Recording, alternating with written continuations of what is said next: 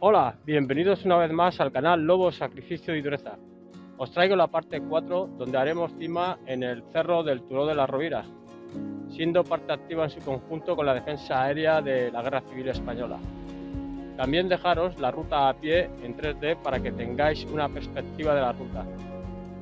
También recordarte que si al final del contenido te ha gustado, dejes tu importante like. Y en el caso de que no estés suscrito, anímate. No te pierdas los siguientes contenidos. Comencemos.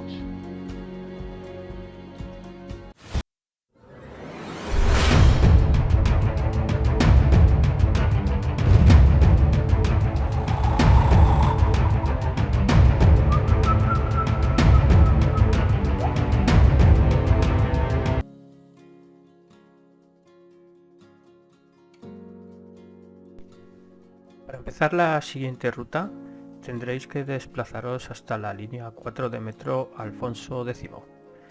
Conforme salimos del metro, seguimos la curva de la acera en este sentido, para llegar a una subida de escaleras y que subiremos. Al final, el tramo a nuestra izquierda veremos la plaza de la Fuente Castellana y que atravesaremos para seguir recto por la calle.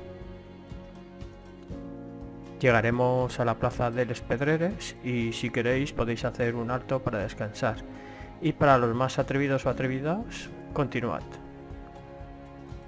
Seguiremos un poco más arriba y nos encontraremos con una subidita de escaleras. Un poco más arriba, a nuestra derecha, veremos un mirador donde podemos tener una vista panorámica de la ciudad. Como veréis en las imágenes y os indico, los dos edificios al lado del Casino de Barcelona, la Basílica de la Sagrada Familia, el Hotel Vela de Barcelona y el Castillo de Montjuïc. Y a la derecha, el Palau Nacional, la Torre de Comunicaciones, el Bauhaus y el conjunto de Europa Fira. Continuamos. Cuando lleguemos al final de las escaleras, tendremos un camino peatonal. Bueno, pues nosotros cogemos las escaleras. Saldremos a una carretera y seguiremos esta dirección para efectuar una horquilla atravesando por el camino de tierra del conjunto de árboles del Turó de la Rovira y salir al Mirador de la Luna, y continuando por la carretera llegaremos a la parada de autobús 119 para los o las más perezosos u osas.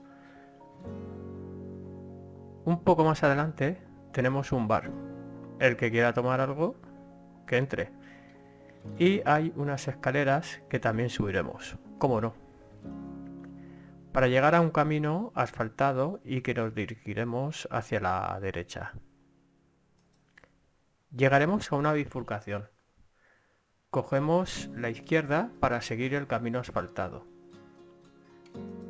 Continuamos por el camino asfaltado, pasaremos por el dormitorio de la tropa y subiremos por las escaleras que tenemos ahí al lado, donde llegaremos a los famosos búnkers del Carmel y donde daremos paso a la narrativa de la Guerra Civil.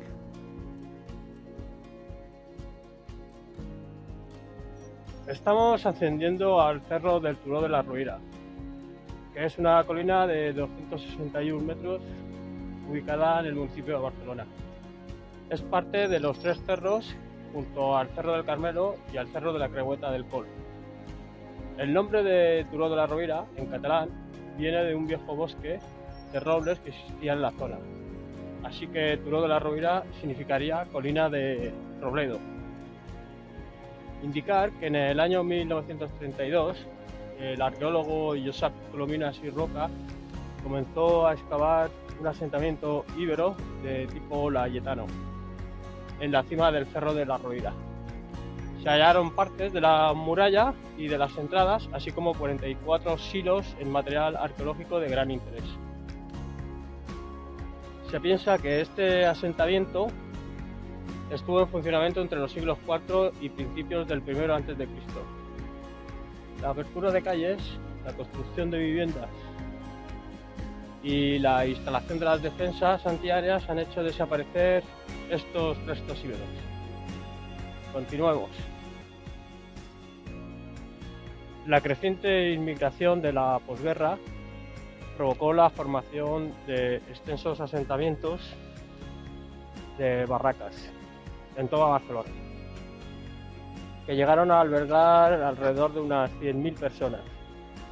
Un segmento de estas inestables viviendas se localizó en las cercanías del Cerro de la Rovira, en 3 lugares: Raimon Caselles, con 135 barracas, Francisco Alegre, con 306, y Los Cañones, con 150.